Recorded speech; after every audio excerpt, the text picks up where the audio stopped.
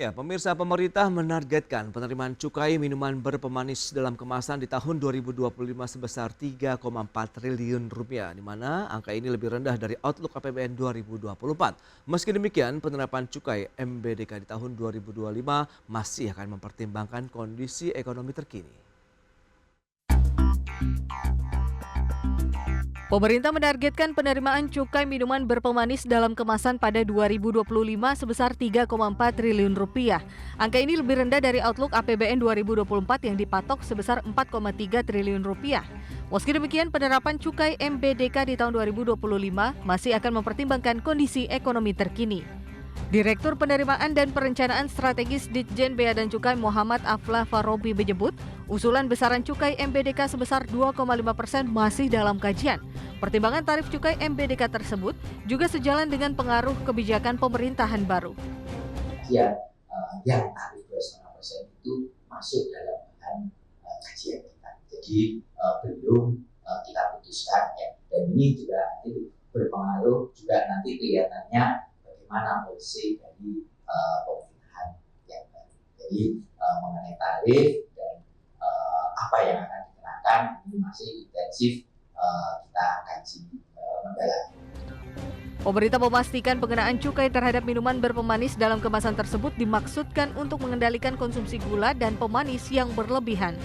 Dari Serang, Banten, Syamsul Fudin, IDX Channel. Ya, pemirsa, untuk membahas tema kita kali ini 2025, target pendapatan cukai minuman berpemanis turun 11%. Kita sudah tersambung melalui Zoom bersama dengan Bapak Triyono Priyosusilo. Beliau adalah Ketua Umum Asosiasi Industri Minuman Ringan atau ASRIM. Selamat pagi, Pak Tri. Selamat pagi, Mas Prasetyo. Ya, salam sehat, Bapak. Salam sehat, Mas. Baik, terima kasih atas waktu yang disempatkan. Kita langsung saja review terkait dengan update bagaimana dengan kondisi saat ini dari industri minuman ringan, begitu yang bisa Anda sampaikan kepada pemirsa. Silakan. Baik, terima kasih sekali kesempatannya. Mungkin sedikit gambaran saja terkait dengan industri minuman siap saji di Indonesia. Jadi memang kita masih saat ini kondisinya kita bisa bilang belum kembali pulih 100%.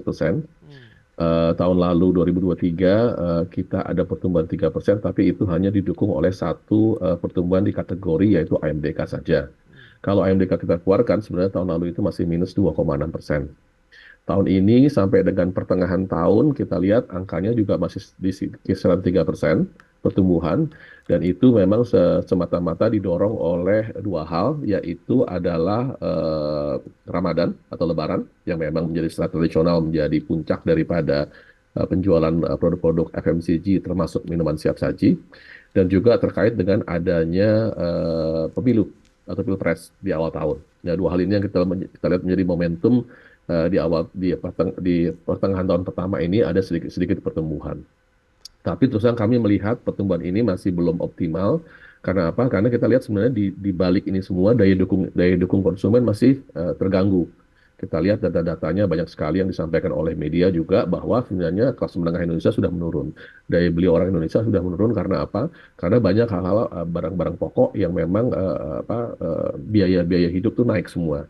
Dan ini yang terus terang sangat mengganggu kinerja industri minuman siap saji. Karena apa?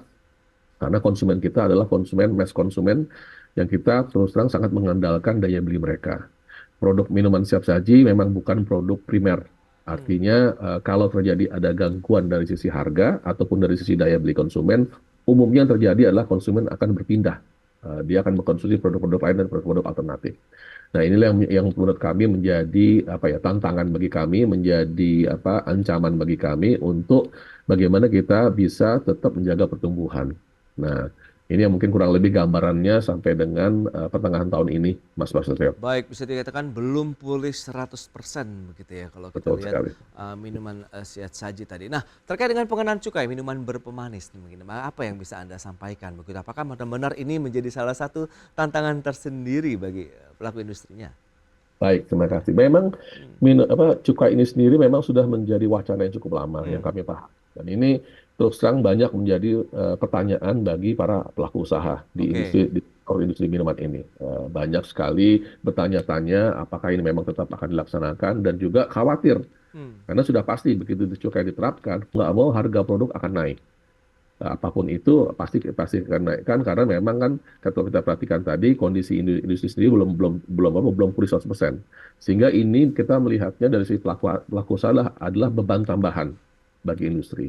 Kita tahu bahwa apalagi ini kalau akan diterapkan di tahun depan 2025 karena apa? Sebenarnya di luar cukai sendiri ada juga beban tambahan lain yaitu PPN yang akan naik menjadi 12%. Jadi kita melihat semakin banyak tekanan-tekanan yang akan terjadi yang akan mengganggu daya beli konsumen ataupun yang memaksa untuk produk minuman siap saji dan naikkan harganya. Nah, inilah menjadi kekhawatiran yang sangat-sangat besar. Bahkan ada beberapa investor asing yang juga bertanya-tanya gitu loh, apakah ini memang akan jadi diterapkan gitu loh. Karena ini yang menjadi kekhawatiran kami sebenarnya, Mas. Sejauh ini kalau kita lihat begitu dampak-dampak ataupun ya hempasan-hempasan dari rencana penerapan dari cukai MBDK ini sudah mulai dirasakan tidak sih terkait Memang dengan kalau industri?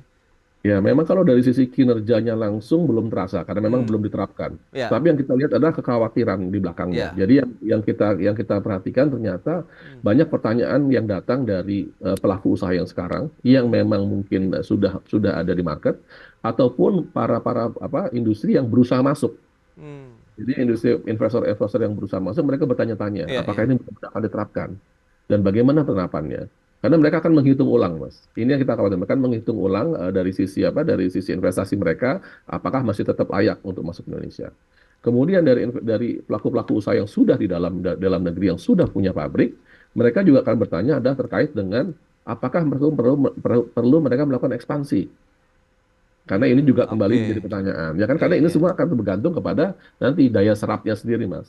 Kalau memang ternyata tadi cukai diterapkan, kemudian harga harus naik, sementara daya beli masyarakat juga menurun, kemudian ada beban-beban tambahan lain, ini semua menjadi pertimbangan gitu loh. Jadi cukai ini tidak bisa berdiri sendiri, tapi juga akan menjadi pertimbangan dari berbagai faktor. Tapi cukai ini menjadi salah satu faktor yang dipertimbangkan oleh investor, Mas. Oke, langkah antisipasi mitigasi begitu yang sudah dilakukan asosiasi terkait dengan rencana itu apa saja nih, Pak Tri? Nah, memang saat ini kami selalu berkomunikasi dengan Hmm, teman-teman di industri di asosiasi industri, tapi oke. juga bersama juga pemerintah. Hmm, Apakah itu BKF, apakah itu Kemenperin, apakah itu Kementerian Kesehatan. Karena kan faktor yang kita lihat sebenarnya cukai ini kan didorong dengan dengan alasan yang disampaikan adalah dari sisi kesehatan. yes. Nah, kita ini berdiskusi dengan teman-teman di pemerintah, sebenarnya fakta kesehatannya seperti apa sih? Gitu loh. Ini yang kita lihat sebenarnya masih belum pas. Kami dari sisi pelaku usaha sangat mendukung upaya pemerintah untuk mengelola risiko penyakit tidak menular, apakah itu diabetes, obesitas, dan lain sebagainya. Tapi kami masih melihat bahwa kebijakan cukai ini bukan kebijakan yang tepat untuk memitigasi risiko tersebut. Nah, ini yang perlu kami sampaikan kami terus berkomunikasi dengan teman-teman di pemerintah untuk menyampaikan data-datanya. Sejauh ini responnya seperti apa, Pak Triyono kalau boleh disampaikan? Memang ini menurut saya masih proses yang terus Hmm, terang belum bisa dibilang selesai, Mas. ya. Dari sisi pemerintah, terus terang teman-teman Kemenperin sangat sangat memahami. Hmm, Karena mereka adalah dibilang bapaknya kami lah, bapaknya oke. industri. Mereka sangat memahami bahwa industri perlu tumbuh dan mereka memahami sekali kalau sampai terjadi tekanan dari sisi daya beli ataupun harga jual produk, sudah pasti industri akan turun kinerjanya. Tetapi memang masih perlu diskusi lebih lanjut dengan teman-teman dari sisi keuangan maupun dari sisi kesehatan. Karena data ini yang menurut kami masih belum selesai prosesnya.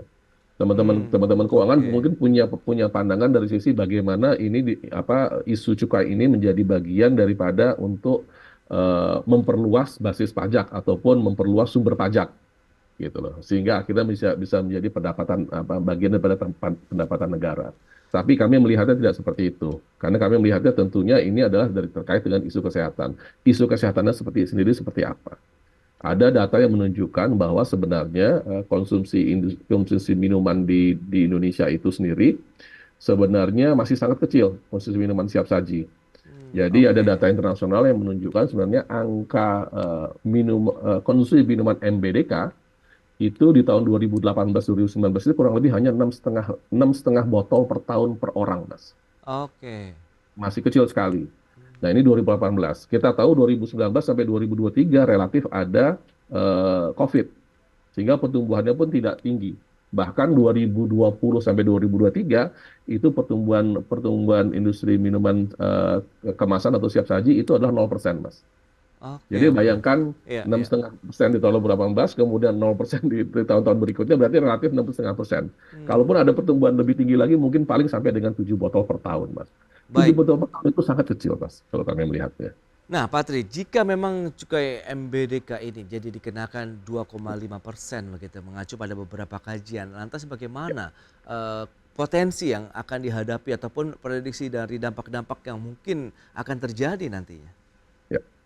Tentunya yang akan kemungkinan besar terjadi adalah beban ini akan di pass through ke konsumen, Mas. Oke, Itu yang ya. akan terjadi. Karena memang apa? Karena kita tahu ya tadi dari sisi tingkat persaingan di dalam industri minuman siap saji itu cukup tinggi. Mm-mm. Kemudian kita tahu dari sisi pertumbuhannya juga masih relatif masih belum stabil, sehingga akan berat bagi produsen untuk mengabsorb beban itu. Jadi akan terjadi adalah beban itu akan di pass through kepada konsumen. Nah, apakah 2,5% akan menjadi pass through-nya sama? Belum tentu, Mas. Karena misalnya kita ambil contoh minuman misalnya teh dalam kemasan lah, teh dalam satu botol. Oke. Itu biasa dijual di harga sekitar 3.000 sampai 5.000 per botol.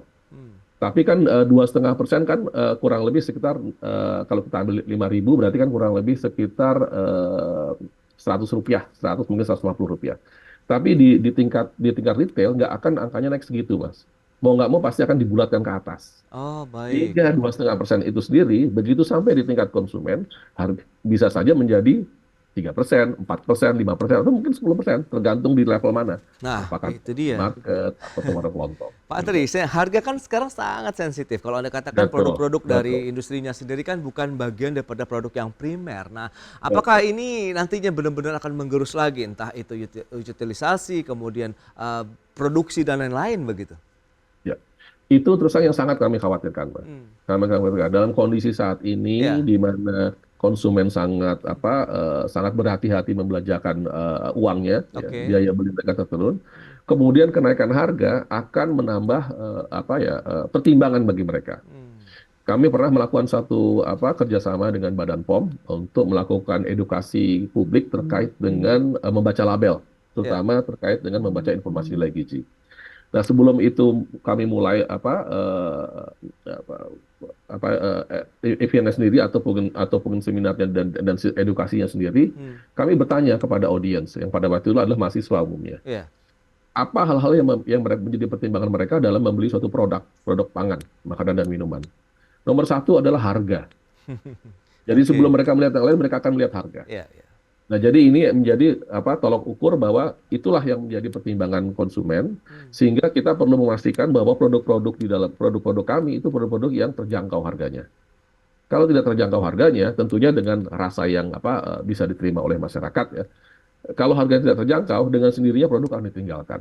Nah, Ah, itu inilah dia. yang makanya kami lihat tadi Hmm. 2,5% beban tambahan, kemudian juga ada tambahan 1% dari PPN dan lain sebagainya.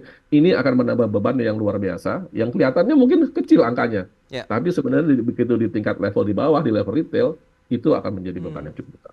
Baik, dari produsen sendiri berani tidak sih kalau kita mengkreasikan dari sisi isinya begitu? Apakah nanti ini akan lebih dahsyat lagi dampaknya terhadap perusahaan ataupun industri? Kita bahas lagi nanti di segmen berikutnya, Pak Triono. Kita akan jeda dulu Ya. sebentar ya. Dan pemirsa, kami akan segera kembali ke jeda yang satu ini.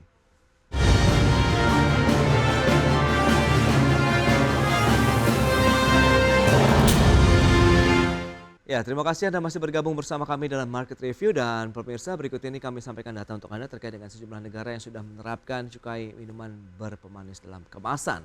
Ya, seperti yang bisa Anda saksikan di layar televisi Anda, ada Thailand dengan tarif cukai sekitar 15,49%, menyusul Kamboja 6,99%, Filipina 6,29%, kemudian Laos 5,22%. Sementara Myanmar dan Indonesia masih belum menerapkan tarif cukai MBDK. Dan berikutnya kita lihat 8 negara pasar terbesar dari minuman ringan. Ini di Amerika Serikat paling tinggi ada 328 miliar dolar Amerika. Menyusul China 42 miliar dolar, kemudian Inggris, Nigeria, Jerman, Jepang, Meksiko, dan Indonesia 16 miliar dolar Amerika Serikat. Baik, kita lanjutkan kembali perbincangan bersama dengan Bapak Triyono Priyosusilo, Ketua Umum Asosiasi Industri Minuman Ringan. Pak Tri, berdasarkan data tadi yang sudah disampaikan, Anda melihat bagaimana dengan penerapan tarif cukai di sejumlah negara? Baik. Jadi memang sebenarnya cukai ataupun pajak yang terkait dengan pengenaan gula di produk minuman ataupun produk pangan siap saji itu sudah cukup banyak dilaksanakan di berbagai negara. Oke. Dan memang alasan yang selalu disampaikan adalah alasan kesehatan. Tetapi kalau kita melihat data lebih dalam lagi, ternyata banyak di negara-negara sudah menerapkan itu, mereka tidak berhasil menurunkan tingkat penyakit tidak menularnya, Mas. Saya bisa ambil contoh misalnya Meksiko ataupun Inggris yang selama ini selalu menjadi rujukan penerapan cukai ataupun sugar tax. Faktanya di Inggris walaupun sudah diterapkan cukai ataupun pajak sugar tax sejak tahun 2017-an, tingkat obesitas tetap naik. Demikian juga dengan Meksiko, Mas. Jadi kita melihat kembali adalah tools dari sisi pengelolaan risiko PTM, cukai bukan tools yang tepat. Sehingga inilah yang kami selalu sampaikan kepada teman-teman di pemerintah, mungkin kita perlu berpikir ulang. Kami sangat mendukung tentunya dengan pengelolaan PTM yang baik. Karena apa? Karena konsumen yang sehat adalah konsumen juga yang baik untuk kami, ya kan? Produk kami tentunya kami ingin bisa tumbuh berkembang secara sustainable jangka panjang. Sehingga kami perlu konsumen yang sehat. Tetapi kita melihat bahwa cukai ini seakan-akan dijadikan suatu alat untuk mendapatkan pendapatan dengan alasan kesehatan. Nah, ini yang mungkin kita perlu melihatnya lebih dalam lagi, Mas. Ternyata ada kajian lain begitu ya dari beberapa negara yang sudah menerapkan cukai minuman berpemanis ini. Baik, nah Pak Tri, kalau kita bicara mengenai tadi yang sempat tertunda, bagaimana upaya kita terkait dengan pass-through harga yang akan disampaikan kepada konsumen apabila memang cukai ini jadi diterapkan? Apakah tidak ada upaya lain, reformulasi kah atau bagaimana nih, silakan? Ya, baik, terima kasih. Nah, memang sebenarnya kalau berbagai upaya tentunya pasti akan dipertimbangkan oleh produsen, Mas. Kalau memang ternyata kewacanan ditetapkan, ada banyak hal-hal yang bisa dipertimbangkan. Misalnya tentunya salah satunya adalah reformulasi. Selain reformulasi bisa juga terkait dengan misalnya dari sisi kemasan, ukurannya bisa saja. Kemudian itu menjadi hal yang dipertimbangkan. Tetapi kita perlu pahami juga reformulasi itu sendiri kan dalam proses yang kami lakukan tentunya adalah mengganti gula dengan bahan lain yang juga masih manis. Tetapi kita tahu bahwa ini tidak bisa dilaksanakan secara langsung. Karena apa? Karena itu menyangkut kepada preferensi konsumen, preferensi terhadap taste. Dan ini yang perlu proses. Kita sebenarnya dari sisi industri minuman siap saji, banyak produsen yang sudah mengeluarkan produk-produk yang rendah gula maupun tanpa gula. Tetapi faktanya memang penjualan mereka belum bagus. Penjualan produk-produknya belum bagus. Karena apa? Karena butuh waktu untuk membiasakan taste kepada konsumen. Dan ini yang kita tidak bisa paksakan dalam setahun atau 2 tahun. Karena yang terjadi adalah kalau kita lihat tadi dalam konteks sekarang dilakukan wacana pengenaan cukai hanya ditujukan kepada produk minuman siap saji. Tetapi kita tahu bahwa sebenarnya konsumen Indonesia itu mengkonsumsi makan dan minuman di luar produk secara luas, tidak saja produk siap saji atau produk kemasan, tetapi juga produk non kemasan. Dan gula ada di keduanya, Mas. Gitu. Jadi kalau kita lihat secara besar sebenarnya produk minuman siap saji itu adalah bagian daripada produk olahan. Produk pangan olahan. Produk pangan olahan sebenarnya hanya 30% dari total produk pangan yang dikonsumsi oleh masyarakat Indonesia. 70% adalah produk pangan non-olahan. Seperti misalnya contoh yang disiapkan di rumah, atau mungkin kalau kita di warung, kita pesan teh hangat manis, dan lain sebagainya. Itu adalah bagian daripada produk pangan yang dikonsumsi oleh masyarakat. Sehingga kalau pemerintah menerapkan wacana cukai untuk minuman pemanis dalam kemasan, dengan tujuan untuk mengelola risiko PTM, tetapi tidak melihat secara utuh, ya kami melihatnya itu menjadi hal yang tidak akan efektif atau malah ya itu tadi seakan-akan hanya menambah beban industri di industri minuman, tetapi tidak menjawab isu penyakit tidak menular sama sekali. Itu dia cukup tricky nampaknya kalau kita merubah ukuran, kemudian taste dan lain-lain begitu ternyata memberikan dampak yang juga ini cukup besar juga nih bagi produsen. Nah, kalau gulanya sendiri misalnya apakah bisa disubstitusi kah atau bagaimana nih Pak? Bisa, Mas. Ada produk-produk yang yang bisa menggantikan gula. Oke. Kalau di Indonesia ini ada memang produk-produk disebutnya BTP Mhm. manis atau bahan tambahan pangan pemanis, Ya, ya. baik yang alami maupun yang artificial. Dan ini semua diatur di dalam aturan oleh Badan POM dan Kemenkes. Yes. Jadi memang sudah diatur dan dimungkinkan itu terjadi. Tetapi kita perlu pahami sendiri bahwa ini BTP ini perlu kembali untuk merubah mengganti gula dengan BTP Hmm. itu akan merubah profil rasanya. Jadi Oke. tidak akan seperti apa ya minuman dengan gula. Dan ini yang perlu waktu untuk konsumen membiasakan taste-nya atau lidahnya. Kemudian selain itu BTP sendiri biasa harganya lebih mahal dibanding gula. Ya, ya. Jadi tentunya perlu ada proses di mana melakukan apa secara ekonomis memungkinkan nggak?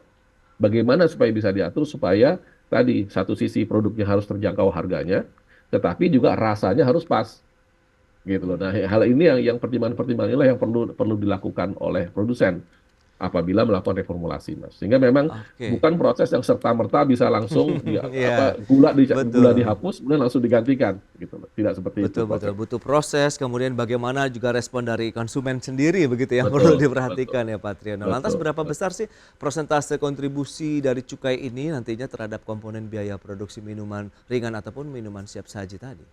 Ya.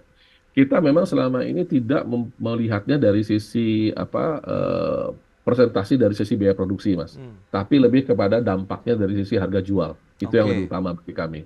Jadi kalau kalian melihat karena kan memang cukai ini diterapkan yang di akhir setelah proses produksi selesai, yang kami dengar adalah produk keluar dari pabrik, disinilah akan dikenakan cukai. Nah, Oke. cukai ini ditetapkan berdasarkan harga retailnya. Hmm. Nah, sehingga inilah yang menjadi concern kami juga gitu loh bahwa dari sisi oke, kita tahu bahwa harga dari sisi retail seperti apa, kemudian dikenakan cukai dengan sendirinya akan meningkatkan harga jual di konsumen. Dan ini yang akan menggerus yang kami meyakini akan menjadi beban tambahan bagi konsumen Ya, dan ya. akan menurunkan penjualan produk kami, Mas. Jadi seandainya nanti diterapkan idealnya di angka berapa kalau kita bicara mengenai cukai MBPD atau seharusnya memang tidak diterapkan ini? Silakan. Idealnya bagi Ya. kami adalah tidak diterapkan, Mas.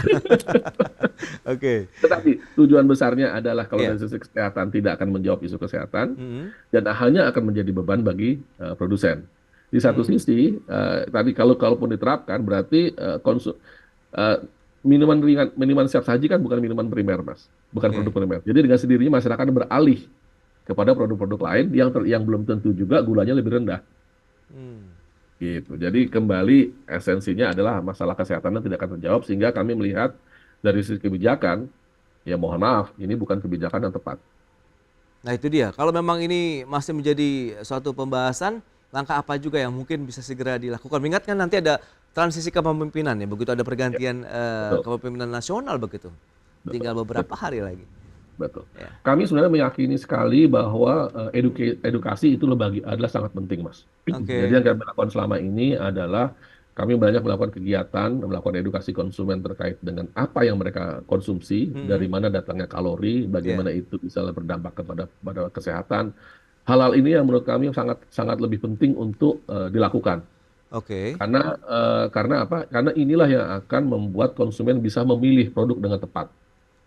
Sebenarnya yang produsen melakukan adalah produsen memberikan pilihan, Mas. Produsen memproduksi produk dan kemudian ada berbagai macam pilihan diberikan. Apakah apakah itu produk dengan gula, rendah gula, tanpa gula, itu semua ada di pasaran. Hmm. Nah, tapi yang kita perlu dorong adalah bagaimana supaya konsumen bisa memilih dengan lebih baik. Gitu. Oke.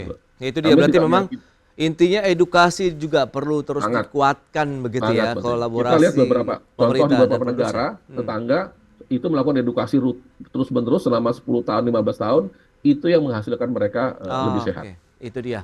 Yang penting continuity, berkelanjutan terus-menerus edukasi yang diberikan kepada masyarakat terkait dengan bagaimana pola hidup sehat, minuman ataupun Betul makanan sekali, sehat Pak. apa saja yang harus dikonsumsi. Baik, Pak Triyono, terima kasih banyak. Sayang sekali waktu terbatas ini. Selamat melanjutkan aktivitas Anda kembali dan terima kasih sudah memberikan satu update terbaru ya terkait dengan industri minuman ringan ataupun minuman siap saji terkait dengan penerapan dari cukai MBDK. Selamat melanjutkan aktivitas Anda kembali. Salam sehat. Pak Tri, terima Salam kasih. sehat, terima kasih sekali Mas kesempatannya. Baik pemirsa, 1 jam sudah saya menemani Anda dalam market review dan pebaharui terus informasi Anda hanya di IDX Channel, your trustworthy and comprehensive investment reference. Jangan lupa saksikan program First Session Closing yang akan tayang pukul 11.30 waktu Indonesia Barat. Karena urusan masa depan harus terdepan. Aku investor saham. Ya, saya Prasetyo Wibowo beserta seluruh kerabat kerja yang bertugas pamit undur diri. Terima kasih, sampai jumpa.